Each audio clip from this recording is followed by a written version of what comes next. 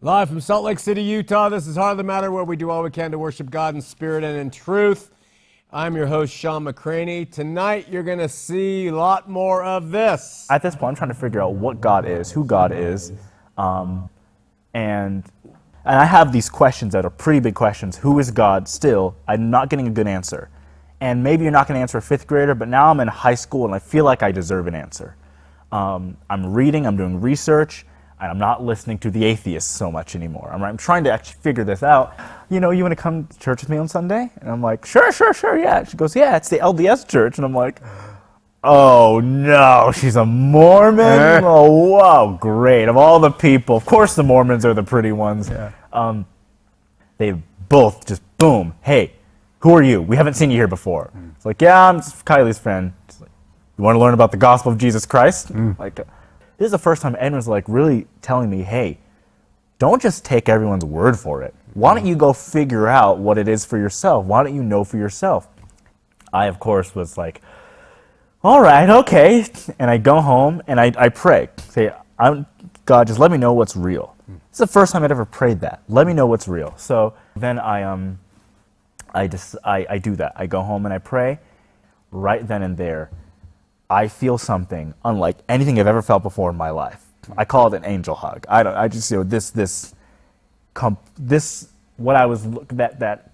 One, it made sense in here, but that spiritual punch, that slap in the face I was really looking for, I got it. Boy, I got it big time. And right then and there, it's like, okay, all right, I know. We're going to get to the full interview tonight with Kwaku L. He's a LDS man, and we'll introduce him in just a second, but a few things to discuss and show and then rant about. We're going to have Kwaku for the next 3 weeks. Then we're going to have David Valdez, who's a Messianic Jew, David Donaldson, part 2, Andrew Fagan on June 4th, and on June 11th, we're going to have the team Samantha and Tanner of Zelf on the Shelf. Speaking of Zelf on the Shelf, they have produced, I think it's them, have produced a very artistic video that, to me at least, speaks to the heart of what organized religion can do to people. Perhaps it's biographical on Tanner's life. I don't know, but this piece of art is freaking powerful, and it's so well done. We got permission to show it. Hats off to the creativity, the filming, the editing.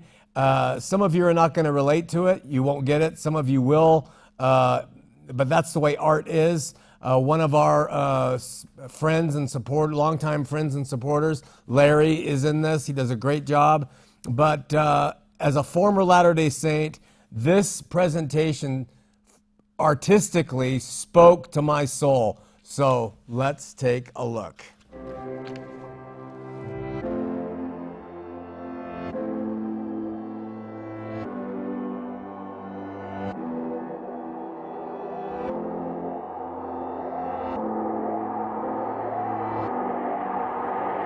High on the mountaintop, I had a vision of horses and demons. Kitschy Mormon, heaven dreaming. I woke up in the morning, drenched in sweat and screaming, Mother forgive me, Mother forgive me. I am a witness, I am a witness. Who is a witness? Who is a witness? Mother forgive me. Whistleblower at my father's business. Thistle sower showed me forgiveness. Judas the priest on the lips to kiss me. Called to serve a run-on sentence with me. I am a witness, I am a witness. Father forgive him, Father will kill him. Who is a witness? Who is a witness? None were with me, lips against me. High on the mountaintop, he washed me to the threshold of the temple. He brought me under the spreading chestnut tree upon me. Nobody saw me, nobody stopped me. This is the place that made my stomach ache. Stakes raised in a Motel 8. It wasn't fake, it wasn't fake. He washed my feet, he kissed my face.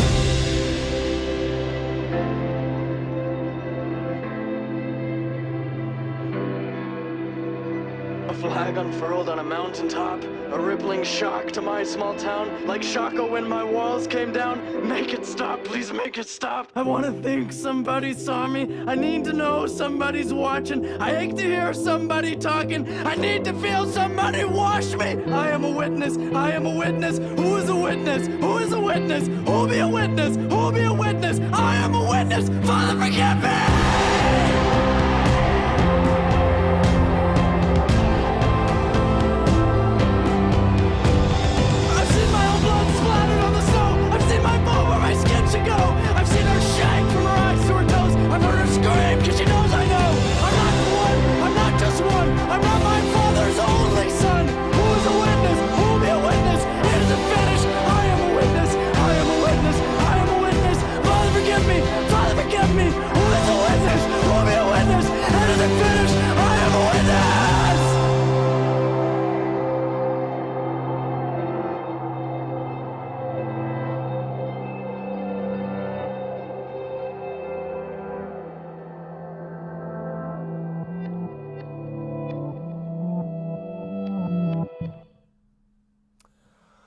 Wow.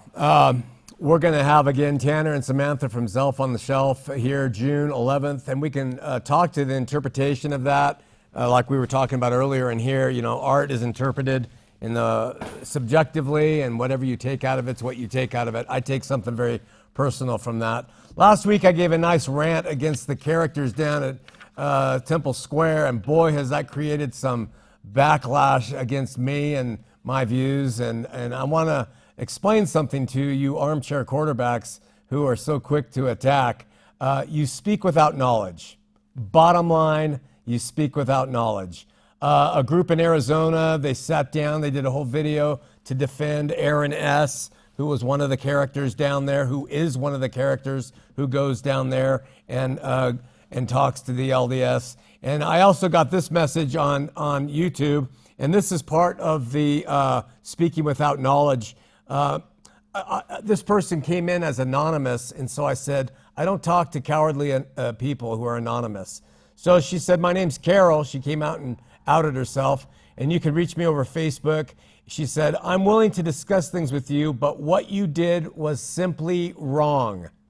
Aaron is a wonderful man, a devout believer in Christ. If you have something against him, go and speak to him privately. Don't lambast Christians publicly. So who's cowardly now? So let me give you some backstory to this that people like you don't seem to get. And almost everything I say and do on here, there's stuff you're not privy to. So all you do is see what I do, and you respond with uninformed rhetoric like that. Here's the quick backstory to last week's criticism of Aaron S. Have you ever heard me on this show speak against Aaron S.? I don't think I've ever done it. I may have mentioned his name once or twice in reference to something, but I don't think I've ever been critical of Aaron. And but for the last 6 years, this good Christian, wonderful man that you extol the virtues of has lambasted me in the public forum of social media. He has taken people who attend our church and has tried to recruit them to leaving. He has called me a heretic behind my back. And 6 years he's done it. And the whole time I have never retaliated. And in fact, all I have done is tried to reach out to him and get him to come on the show and express himself in a public forum instead of doing it behind my back and to people who know me. I even saw Aaron on the street near our house downtown Salt Lake City, and I greeted him warmly after at least 5 years of him attacking me. I mean, we're talking about attacking me and trying to besmirch my character as a Christian to everyone he knows. 2 weeks ago, I was told a story about Aaron and an old LDS woman down at the temple, and that's what tipped the scales for me to mention him in addition to the pictures of him standing there and yelling out gospel truths to the people at the LDS temple. Look, I'm not Jesus, but even Jesus called Herod an old fox. Until you have a guy or somebody attacking you endlessly behind the scenes, like the coward he is, and he won't come on the show and do it, but he'll go after people I know and love, and he'll tell them that I'm a heretic, and he'll question my faith. You don't have any right to criticize me coming out one time and speaking my opinion about him down there at the Salt Lake General Conference and what he did to that LDS woman. So, there. Last Friday afternoon at 12:30 to about 6 p.m., Seth and Kathy Maggie and myself met here in the church studio, and we worked through several hours of interviewing with Kwaku L., former Christian, now turned LDS 5 years ago. In our first hour, we learned all about Kwaku and his life, and then we cover 25 doctrinal topics after that, which you're going to get to see in the next couple weeks. I took a very different approach with this young man than approaches I have taken with the LDS in the past, and we'll talk more about that approach in the weeks to come. What did I gather from nearly 6 hours together with Kwaku? I like Kwaku L. I think he's earnest. I think he's well-spoken. I think he has a heart for God. I think he wants to do good. I took that impression. I don't think he was an informed evangelical when he left the faith. I don't think he was ever given satisfactory answers to things, which is not unusual. And I blame the pastors who had him in their care for failing to teach him the Word of God in context of what it says, but instead what they seem to have given him was Christian youth culture, which didn't suffice for a guy like this. I was grateful for his willingness. He takes the openly orthodox LDS view. And so many LDS apologists will not do that. You'll say, well, as God wants a man, oh, we don't know that. Do the Gordon B. Hinckley. Oh, we're not sure about that. Go farm boy. I don't know if that mule is really sick or not. Kwaku does not do that. Yeah, I believe this. He flat out tells you he believes Orthodox Mormonism, and that's a rarity in public conversations with faithful LDS people. He had no problem speaking his mind. Listen carefully to his story, which is going to be part 1 tonight, and you'll hear clues that he gives to what helped lead Kwaku L from evangelicalism into Mormonism. Welcome, my friend and brother Kwaku L. Nice to meet to you. Heart of the Matter. Thanks for coming on with us. We come from a similar but differently ordered past. I, of course, was LDS 40 years, and then I left and went to evangelicalism for a while. And you left the Methodist Church and went into the Mormon Church about 5 years ago? Yes. 5 years ago. The way I do, and we've been talking here because we've had some malfunctions, but the way I do the interviews is to learn about you firsthand on the screen, where you came from, why you're here, and where you're going. And specifically, I'd love for you to touch on family origins, grandparents, parents, siblings, childhood, your propensities as a kid, high school, junior high, whatever, and then religious upbringing, spiritual beliefs, insights that you had into God as a younger person, if any, and then take us all the way up to where you were introduced to the LDS Church, how that came about, and then include some of your secular interests too. If you're 22 years old, Yes, yeah. We're not talking. With all due respect, not a massive... A lot of experience. Yeah, not that much. Not as much as you, definitely. Right. Well, and then take a minute on your conversion and what drew you to joining and what you've been doing in the faith since you became LDS. And now along the way, I'll interrupt you sometimes, but it's only for you to clarify or to add more to the story. I might do that. Yeah. If you run out of things to say, I don't think you will. But if you do, don't worry. I'll try to keep the conversation moving forward, and that'll wrap up our first hour. And as we talked about before, I'd like to try to keep any doctrinal or theological things at bay until we go to the second hour, second part, unless something really struck you in your evangelical walk that the LDS Church brought to you that is doctrinal. Bring that up if you wish, no problem, and just to let people know. I mean, this is why. And so with that, Kwaku L. All right. Well, starting with family, Kwaku is Ghanaian, so it means born on Wednesday, and then the middle name is Mensah, which means third son. So born on Wednesday, third son, and El, of course, is Hebrew, God, or the in Spanish, so you can take your pick. So that's what it means, and we read it. A lot of people think Kwaku or Kwakwo, but it's Kwaku, and Thank you for clarifying. Yes, yeah. just so the people at home too, when they're watching this, can know. But my family's been in the United States for quite some time, since the transatlantic trade, right? We've been here for a long time. But since our names are Ghanaian, people think like, oh, you're foreign, your parents are. But no, my mom's from Germantown, Pennsylvania. Oh. And my mother had all my siblings first. I'm a half-brother, so come from different dads.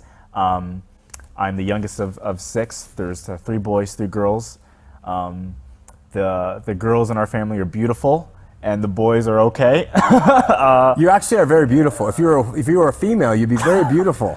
Thank you. Yeah, Thank I mean that. You'd be a beautiful girl. You're an ugly guy. No, you're a handsome guy, I'm but kidding. yeah, I could see how your sisters could be Yeah, attractive. they're beautiful, beautiful. My mom's beautiful. The girls in the L family are beautiful. And my mother was raised Methodist, so that was their church, United Methodist Church. But we were raised a little bit more lazy American suburban Christian. Okay. But I guess I'll touch on that a little bit later. My grandparents, a lot of my uncles all served in the military, so good military family. And, the classic kind of Kennedy liberals, so that's who we were. I grew up with a stepdad. My actual dad, I've never actually said this on camera before, but my actual dad, a lot of people close to me know, was actually a leader in the Moorish Science Temple, which is like kind of connected to the Black Hebrew Israelite people. Wow. I know. So he did that, but never knew him. Right when I was born, my mom remarried, and we had normal life. You wouldn't know at all that's who my actual dad is. But still, after that, we lived in Rockville, Maryland. So yeah, that's actually I don't talk too much about that side because I'm still trying to learn a lot about that side. Without I don't like to mention the words Black Hebrew Israelite on camera because they'll find the comments, and they'll flood it. But there's something interesting about that, and that is that genetically, I don't know about your other siblings or your stepfather or your mom's Methodist or sort of, but genetically, your dad, he had to have been religiously intent. And, incredibly. And so yes. I think there must be something that's passed on genetically to you. Yes. So my mom told me once, I'm very similar to my dad, but I just have his interests, but I use them for good.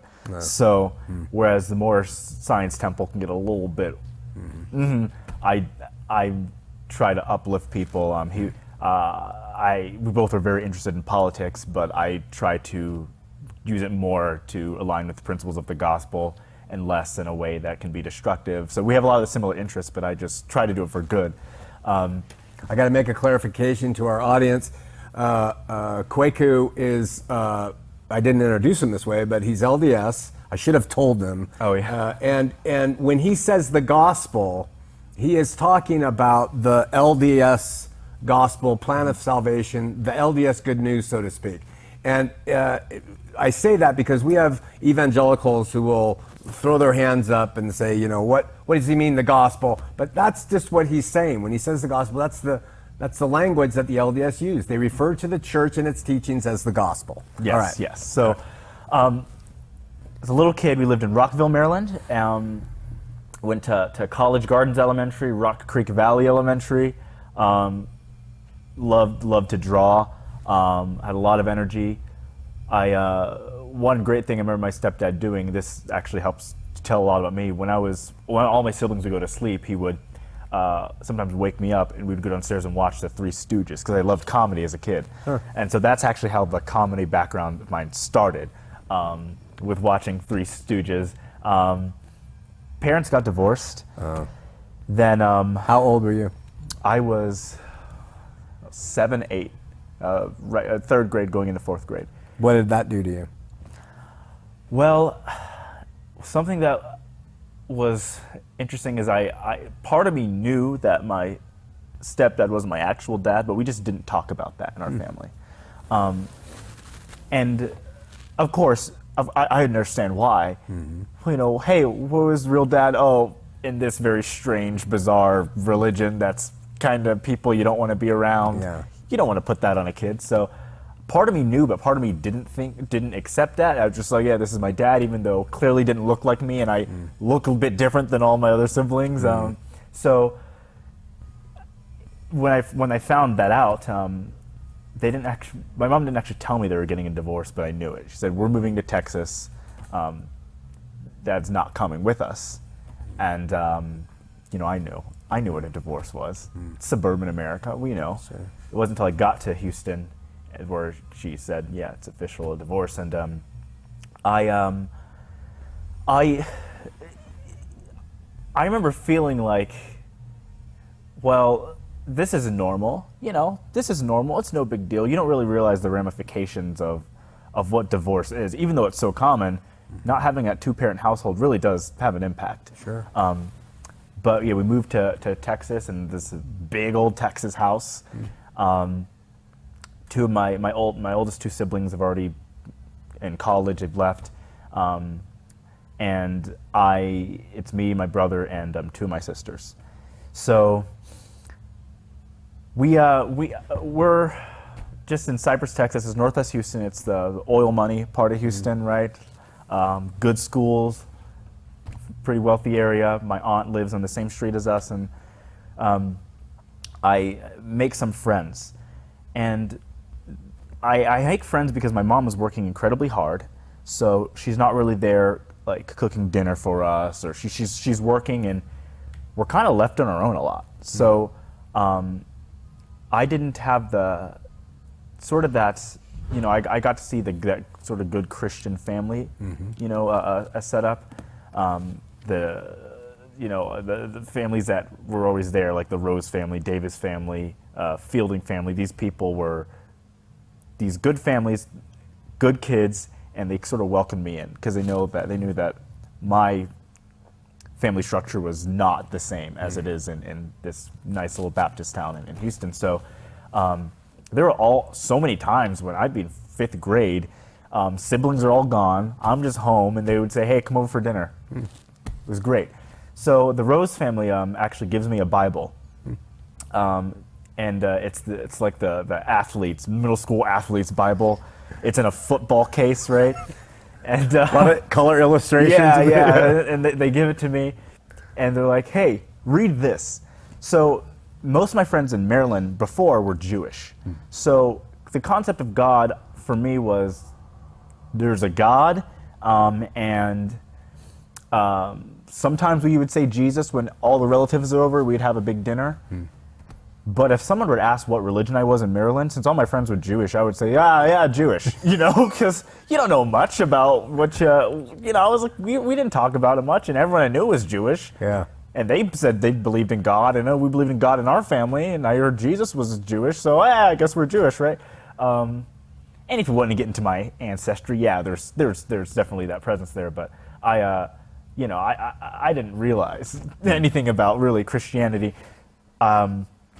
I take the Bible and I start reading it, and even in 5th grade, I had this sort of like, this is cool, but what's going on here? And so I started to go to church with them. I started to go to Harvest Bible Church. And my family was very big, and my mother especially was very big on making sure we question. Make sure we are not taking anything just because someone tells us to. Because she was, my assumption is because she was raised in that suburban Christian household, she didn't appreciate it as much because she was just told this is just what it is. And I felt like she wanted to figure out for herself. My mom is now a Christian. She definitely, I think, figured it out for herself. That's my assumption based on the way we talk now. But I was trying to figure it out for myself in elementary school. As a little kid, you're not going to grasp really deep concepts, right? But things like the Trinity and damnation were two things as a 5th grader. I was like, what are you trying to convince me of? And I remember I would go up to Pastor Waldy all the time, and I would just fire these questions at him. Like, so you're telling me that everyone's not Christians going to go to hell? And what's this pastor supposed to do? Have a theological debate with a fifth grader, you know? He just finishes his sermon, a bunch of people want to talk to him, and there I am, just like, so tell me, let's talk about hell. How you think I'm going there? So What did Pastor Waldy say? he would say, you know, Quay, the Bible's good. Good word of God. You'll love it. You'll love the Bible. And that was it. And I was like, okay, look, Pastor Guy doesn't have any answers for me, right? So I would go to youth group as well, and we had our youth pastor, Pastor McCraney, and he would talk. He was pretty fiery, and he was very clear. If you're not Christian, you're going to hell. You guys need to save your friends who aren't Christian. In Northwest Houston, in 2006, the amount of non-Christians in Northwest Houston in 2006 is like, you know, finding a Hindu on BYU campus. You know what I mean? It's you're not going to happen. So we were like, who do you need to save? Everyone is already a Christian. And they would kind of bash on some of the other churches around. So a big church in my hometown is Fairfield Baptist Church. And maybe 30 minutes away was Joel Osteen, of course, you know, and he's the big guy. He was a top dog. But right in my area was Fairfield Baptist Church, and they would bash on them quite a bit. They'd be like, yeah, we teach the Bible here. None of that, you know, alternative, hipster Christian stuff, the Bible. Your friends at Fairfield Baptist Church, whew, they're not getting the good news. We've got the good news for you. And in my head, I'm still like, but I don't even understand this good news because you're telling me that this guy is his own son and a spirit, and like, I don't get it. And so I would actually ask them about the Trinity quite a bit. At this point, I'm in about 6th, 7th grade. And they would use the classic analogy, which I actually don't think is a good analogy for the Trinity, but they would say, hey, you take a cup of water, it can be ice, then it, you know, thaws out, it's liquid, make it really hot in the room, it evaporates as gas. Yeah. And I'm like, oh, so God just kind of takes different shapes and forms, or modes, you know, and then you later find out that's called modalism, which is, evangelicals would consider that a heresy, right? So I remember talking to Pastor McCraney, and I was like, hey, the Bible says gluttony is a sin. Are fat people going to hell? And he goes, yeah. Wow. And he goes, yeah. And I was like, wow, fat people are going to hell. Everyone's going to hell.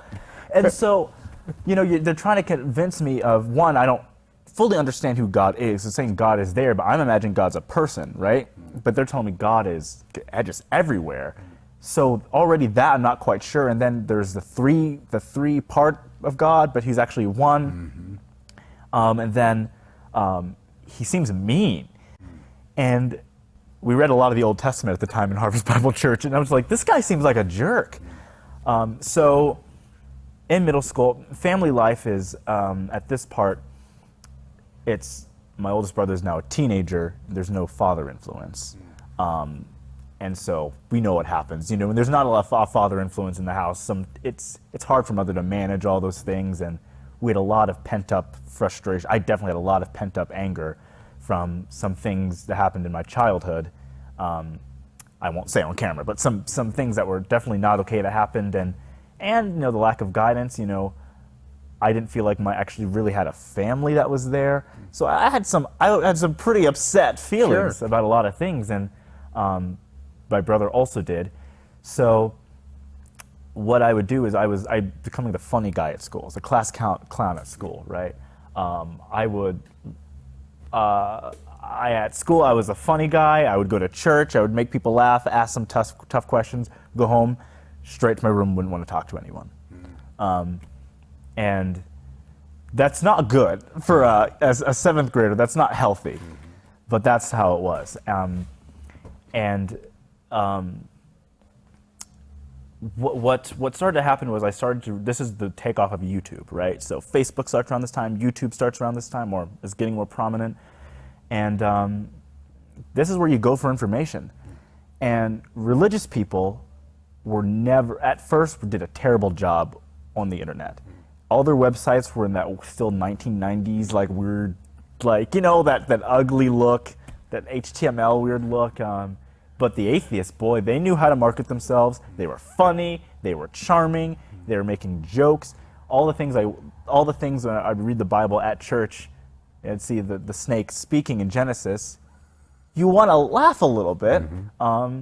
And they were making fun of it. So they're saying, at this point, I'm trying to figure out what God is, who God is, and the only real authority figures in my life are these other parents and these pastors, right? And they're telling me these different things. So I am trying to figure out what is what. And these atheists saying there's no God. This is gobbledygook. Read this Bible. You got a guy demanding a bunch of foreskins. You got unicorns and dragons, and then God flooding the world, killing everybody. And I'm just going, oh my gosh, yeah, there's no God. I'm an idiot. Wow, of course there's no God. And now at this point, 8th grade me has got it all figured out. This is 8th grade. This is 8th grade me has got it all figured out. And everyone else is wrong.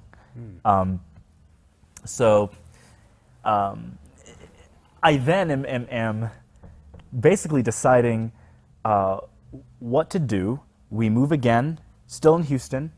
I start high school. I'm a very not happy kid. I'm upset at everyone in my family. Perfect timing. Yeah, great. Upset.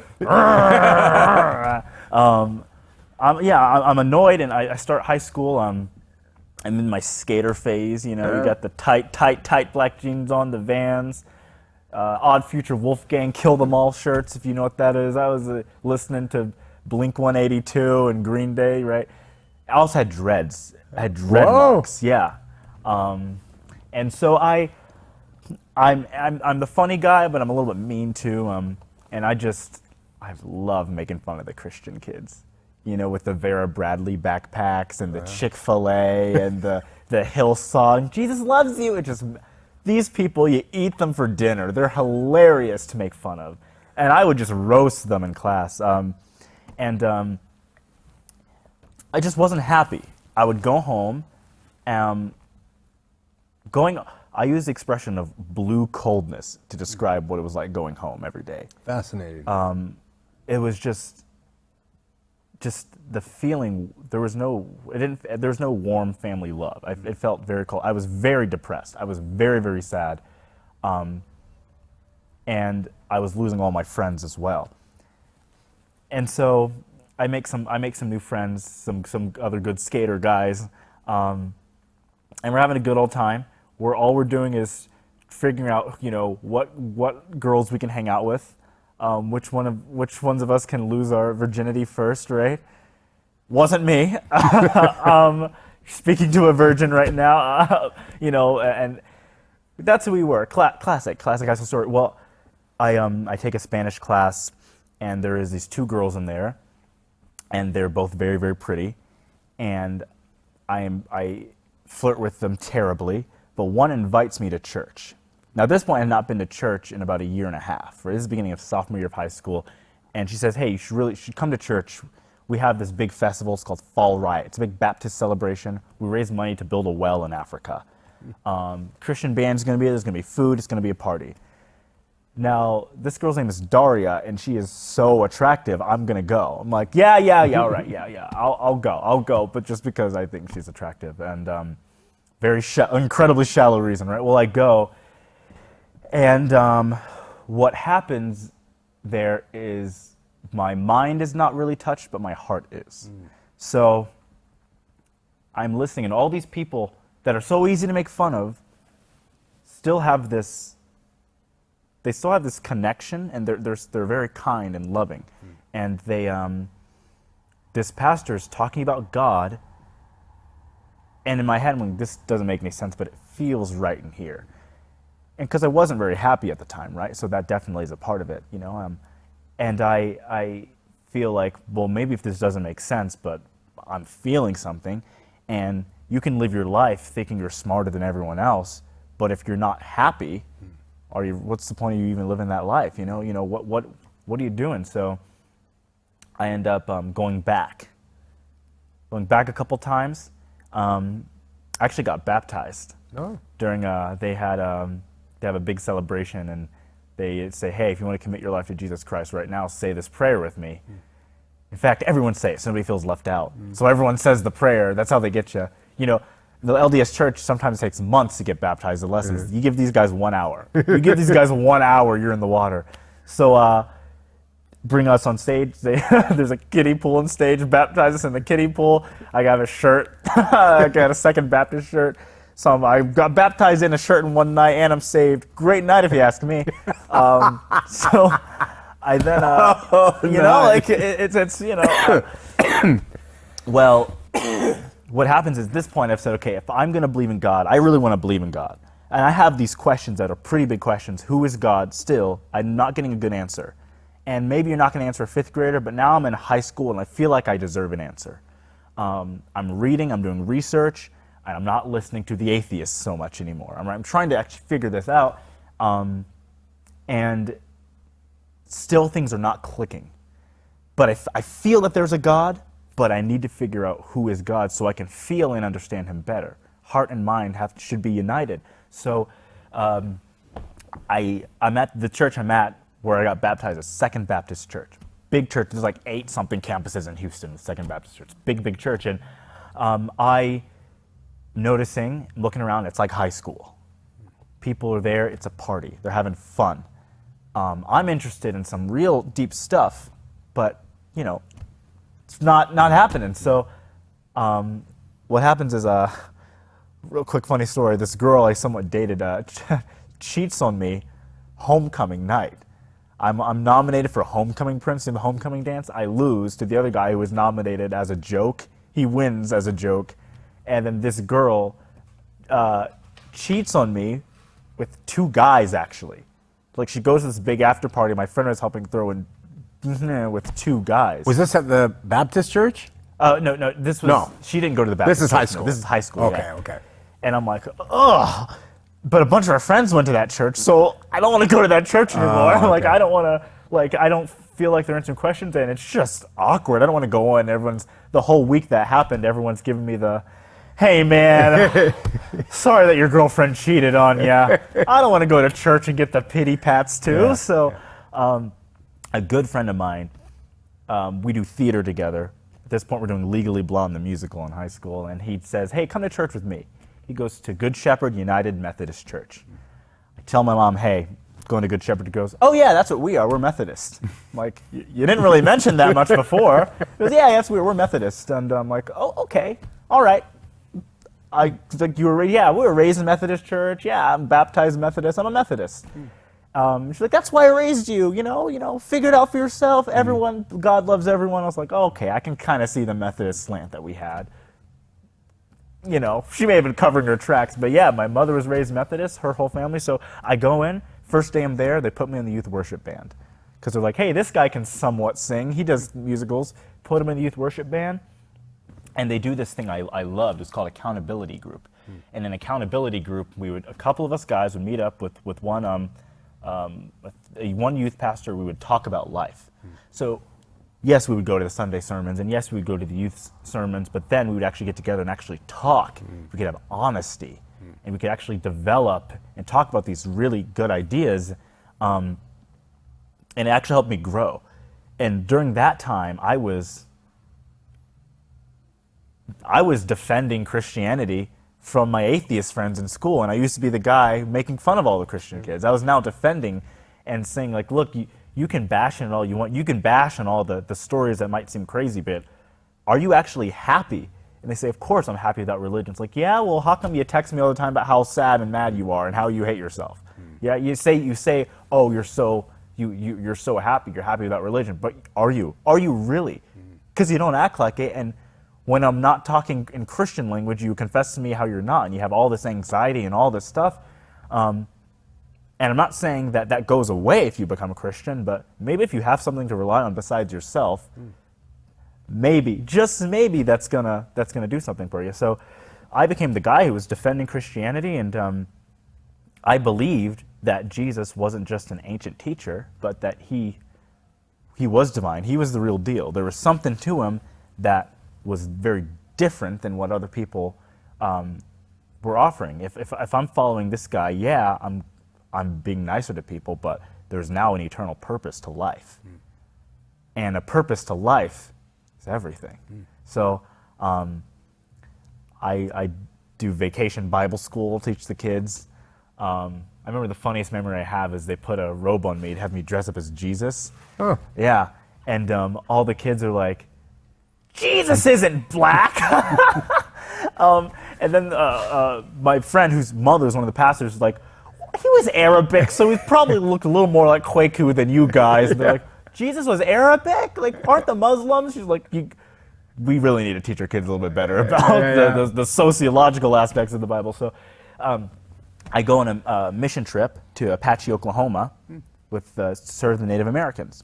We do a vacation Bible school there. We help rebuild some of the houses, a lot of fellowship, and it's great. It's great. Around that time, two big things happen. I do musical theater, Book of Mormon musicals on Broadway, and Mitt Romney is running for president. Oh. And they're building an LDS church in our neighborhood. Before you go on, were you politically minded at this point in your life? Big time. Okay. My family was Obama through and through. One, because we were already Democrats from the Northeast, so we had to hold our ground in Texas. Got it. And two, my mom was born in '58. Okay. So she experienced some tough stuff I've never had to experience, right? She saw some horrible stuff, and just for her, yeah, she agreed with Obama because he was a Democrat, but just for her seeing someone who looked like her was a big deal for her. So it was a very emotional time for her. Wasn't as emotional for me because I didn't go through the stuff she went through. I was just like, McCain's like this old, get the terrorists. Like, that was my view of McCain. So I liked Obama more anyway. He was cooler.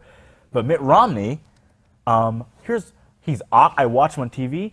I'm thinking he's kind of awkward, and then he's a Mormon, right? So I watched a South Park episode, and I was seeing the musical. I know the guy wears magic underwear. He believes his God has a bunch of wives. He believes I'm cursed. He believes Joseph Smith found golden tablets from an angel with the rocks that he translated in a hat. Just believes, I'm like, this guy is kooky. This guy is crazy as heck. And of course I don't like him for a number of reasons. I don't like Mitt Romney for a number of reasons. So then, so I'm politically minded, and also that aspect comes too. He's a Mormon. So we all meet together on a Wednesday night where we normally have youth service and talk about Jesus, but this guy named Ted comes. And he's like, hey guys, so you know who's running for president, right? Mitt Romney. By the way, this is right before the mission trip, so I'm going back a little bit. Mitt Romney's running for president. Also, what are they building up there? A Mormon church. I used to be a Mormon, he says to us. Let me tell you what Mormons believe. They believe in polygamy. They believe that they go into these big buildings and do these secret things to get into heaven. They believe that there'll be polygamists in heaven. Joseph Smith was a Freemason. The Book of Mormon is totally fake and all this stuff. And we're all just like, wow, Mormons, dumb people. And he's like, yeah, I mean, these Mormons, you don't want to be around them. Who here knows any Mormons? And a bunch of us raised our hands because all the Mormons in our school were nice. They were really nice people. In fact, they were like, yeah, we should be acting like them. He's like, yeah, they're good people, but bad news. However, I knew his daughter. And his daughter and I, at one point, kind of liked each other a little bit. Ted's daughter? Yeah. Okay.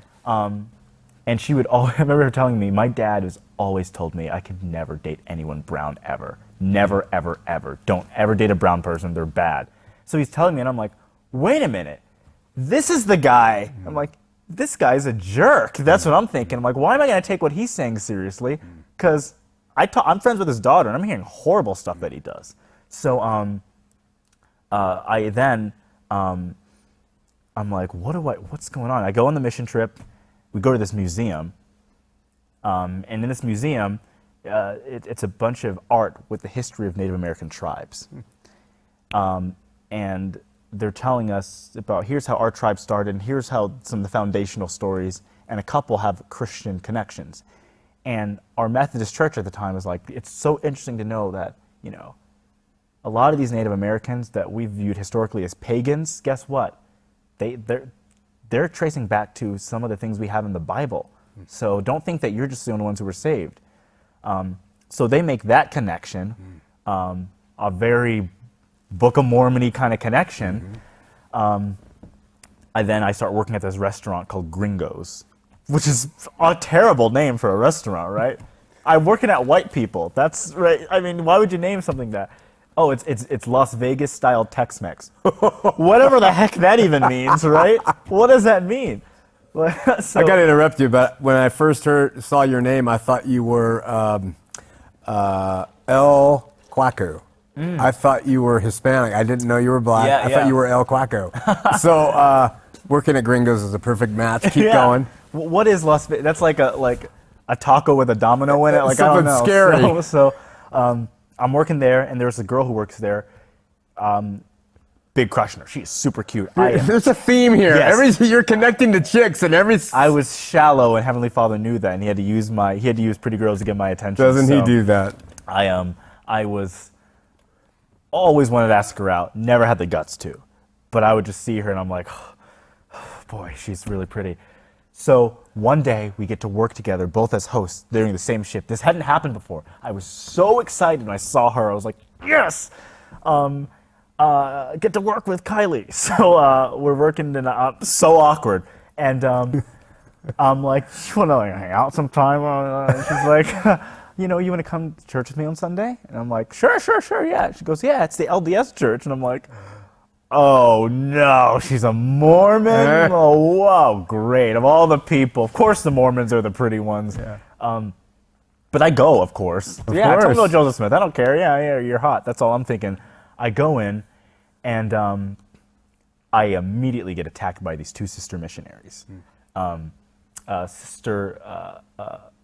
can't remember their names because they're both married now, so I don't know their maiden names anymore. But they both just boom. Hey, who are you? We haven't seen you here before. It's like, yeah, I'm just Kylie's friend. It's like, you want to learn about the gospel of Jesus Christ? Like, well, I mean, I'm already Christian. I don't. And they go, no, it's fine. You're supposed to agree to a first lesson.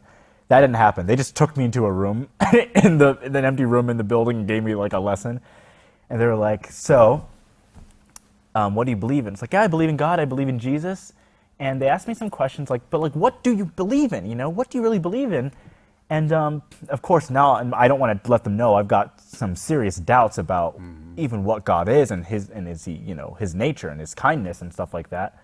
But I don't want to tell the Mormons that. I'm not going to let them use that weapon against me. So what happens is they say, well, just ask him. Just talk to God. Ask God. That concept is not ever given to us. The closest we got was in 5th grade. I'm like, Pastor Waldy wrote this stuff. Read the Bible. That was the closest I got. But that was taken as like a dismiss. Please go away. I got to talk to adults here. This is the first time anyone's like really telling me, hey, don't just take everyone's word for it. Why don't you go figure out what it is for yourself? Why don't you know for yourself? And they had this like great light and like energy about them. And so I, of course, was like, all right, okay. And I go home and I pray. Say, God, just let me know what's real. It's the first time I'd ever prayed that. Let me know what's real. So how are we on time? Are we Seth? 15 minutes left. Okay, so then I do that. I go home and I pray. They gave me a Book of Mormon. I put it on top of my Bible, just because that's where keep it together. It's a foreshadowing, obviously, and so I then the rest of the whole year I'm being flooded with these thoughts, deeper questions. One, let's say the Bible is true, but there are things in the Bible that do contradict and things in the Bible that cannot be possible, such as Balaam the donkey talking. There are things that I'm going to say, no, I definitively do not believe that happened. Most Christians probably don't believe that happened either. So how much of the Bible is true? Also, are these other gods, these other religions true? Or are they demons? Are they these really questions that are pretty deep. What is God? God, I'm imagining God as a person because we follow Jesus Christ, who's supposed to be just like the Father. So is the Father a person? But they say the Father's not. He's a spirit. But then I'm asking, what's the difference between the Father's Spirit and the Holy Spirit? Where does one spirit begin and the other spirit end? And they don't. There's no distinction. But if you're counting 3, you're dividing them by virtue of counting them, right? So these are real questions I'm having, and I'm not even being, I'm not bringing any animosity in church, but I'm like, what's really going on? and I'm still singing Chris Tomlin. You know, I know Mighty to Save. You know, I know the Heaven Meets Earth like a sloppy wet kiss, right? Like I know it all. I'm not big on Christian culture, so I'm laughing with you. If anyone who is going to laugh at that, because like I know that weird part of how he loves. But going another mission trip to Apache, Oklahoma again. And at this point, my prayers are incredibly desperate. They're like, I don't care what is true.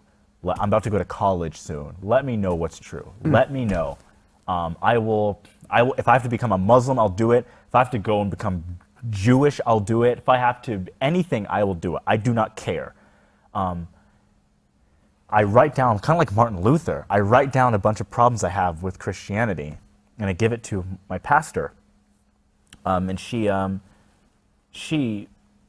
of course, these are heavy questions, but all she says to me is, you know, I don't know about salvation of anyone else, but I just know that Jesus is the way. And I appreciated that honesty. But still, to me, that felt like another cop-out. I mean, these people are going to theological seminaries, and they're incredibly kind, good people. This is the Bishop family. They're some of the best people I ever met to this day. These people, I'm expecting to see them in the celestial kingdom of heaven, right? These are good Christian people. They love the Lord. But I want to know. And I'm reading scriptures. I'm trying to figure it out for myself, but I ask her, and she doesn't give me an answer. Well, on this same trip, a retired pastor comes with us, and he tells us how Christianity, how it's impacted his life. And he says to everyone, he addresses all of us, I've come to understand God now in a way that you guys don't fully understand God. I have come to know that God is my Father. I know you guys say that, but you don't really understand. I've come to know that God is my actual Father. And then another thing that happens on that trip is one of the chiefs comes to our campground and tells us how Christianity was brought to Apache. Says, 19th century, some Mormon missionaries came, brought Christianity. So at this point, the church is heavily on my mind. I'm praying to know if it's true, and I'm praying about really anything, like what is true, and these things happen. Right after I get that sort of answer, the answer I consider to be a cop-out. So I'm going, is this a signal? Maybe. I still need to be sure. I go home, and I'm still going, look, even if Mormons are true, does that mean all non-Mormons are going to hell? How can I be convinced that God is loving if most people are set up to fail? Because if so, maybe the God we're worshiping does exist, but maybe he's just the Satan of another religion, you know? Are we worshiping the devil of the Jews? And they're going to, you know? So I go on LDS.org on my tablet outside. I go to read about baptisms for the dead and the kingdoms of heaven. And right in that moment, when I read about the spirit world, about the second chances, and about it's neither, you know, a universalism or a complete damnation of everyone, but sort of this middle ground, right then and there, I feel something unlike anything I've ever felt before in my life. I call it an angel hug. I just, you know, this, what I was, that one, it made sense in here, but that spiritual punch, that slap in the face I was really looking for, I got it. Boy, I got it big time. And right then and there, it's like, okay, all right, I know. So what I did was message my LDS friend. I said, what do I got to do? So I'm reading the Bible, the Book of Mormon more, meeting with new set of sister missionaries. They're still beautiful, by the way, only beautiful sister missionaries, again, because I'm a shallow little tool bag and God has to use his to get my attention. So I'm meeting with them and they're saying, you're reading the Book of Mormon, right? I'm not really that much. But I am reading the Pearl of Great Price, Book of Abraham, Book of Moses. I read the whole Pearl of Great Price in one day. Not reading the Book of Mormon as much. And I'm like, I'm really reading this whole, and they're like, oh, like with the multiple gods and the like, why would you read that first? Please, that's the meat. We're trying to give you the milk. And I was like, I already had breakfast. I want dinner. Give me some meat. So, and I'm to me, it all makes sense. It's all cohesive. It's all going together. I start reading the Bible more and the Book of Mormon, and I join the church, get baptized. 2 days later, get the Aaronic priesthood. They gave it to me right away because they knew I was going off to college in San Francisco. So they had like, let's give it to him before he goes there. And we go in just about a week after, I get the Aaronic priesthood and a temple recommend, right? Like they really just load me in. They, about a week after I'm baptized, they said, we're going to go do baptisms in the temple. So go in, and we didn't have any names or anything. We just go in, and the temple workers have names for us, and we're getting baptized for an entire tribe of Native Americans. So I'm just like, well, look at that, full circle. Full circle.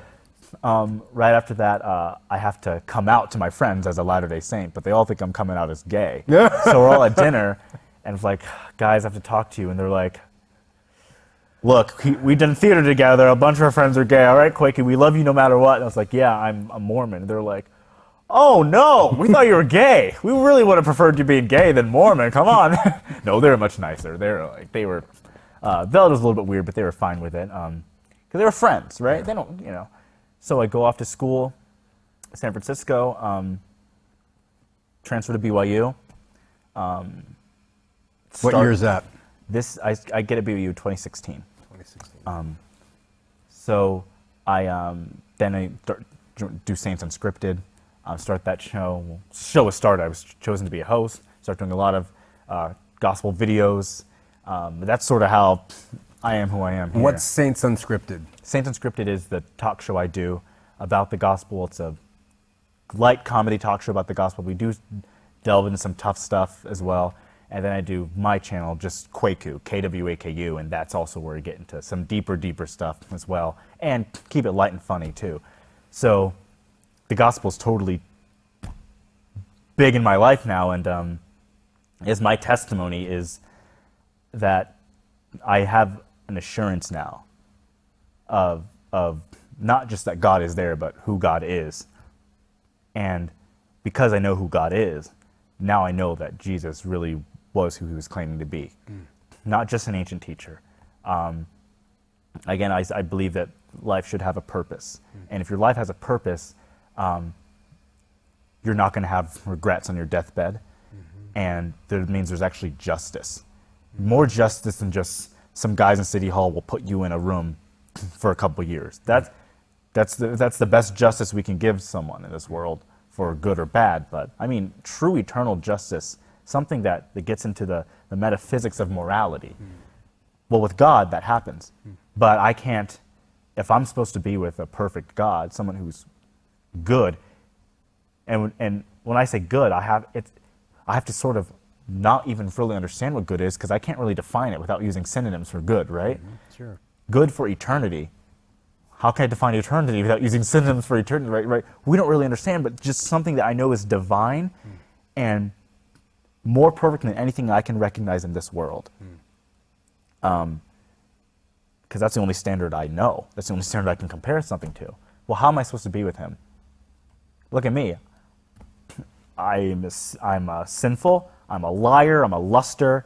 I get angry. I'm a jerk. I belittle people.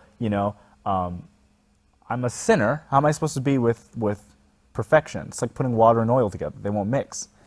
So, how do you answer that? I answer that by realizing that if I'm on this track trying to get that ribbon, trying to get the gold medal, I can't get it because that track's just going to go on forever. If I think about one sin I commit, how does that affect that guy? And then that guy affects that guy. It's like a chain reaction of I'm responsible for so much darkness in this world, just alone, just what I've done. So I can't measure up. I can't get that victory. But if someone else got that victory for me, someone who doesn't have any sin, who is perfect, who has that divine nature, who is good, if he says, I don't have to answer to any sin, but because I'm perfect, I can take the weights of those sins, and they can't actually hold on me because I am perfect. Sure.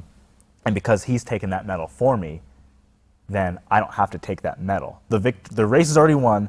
My team has already won. The victory has already been declared. I just have to be part of that team. And you recognize that team is there. You love that team leader, and you follow that team leader to the best of your abilities. But even though you're going to fall short, you know that that victory's already been won. So even your falling short doesn't discount you from a victory that's won. You just have to believe and follow and trust.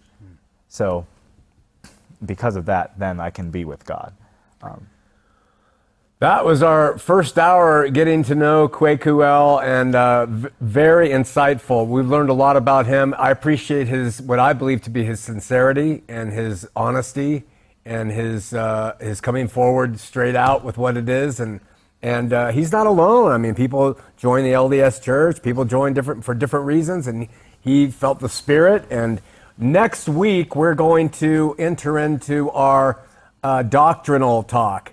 And you're going to hear from Kwaku about his thoughts about different doctrines. And we're going to go systematically through the Bible kind of in a chronological order of things. We're going to start with, in the beginning was God. So we're going to start with talking about God. And then we're going to talk about the fall and creation, the flood and things. And just large, broad categories. And so I hope you'll join us. It's going to take us through another week or two and come back with that. See you next week here on Heart of the Matter.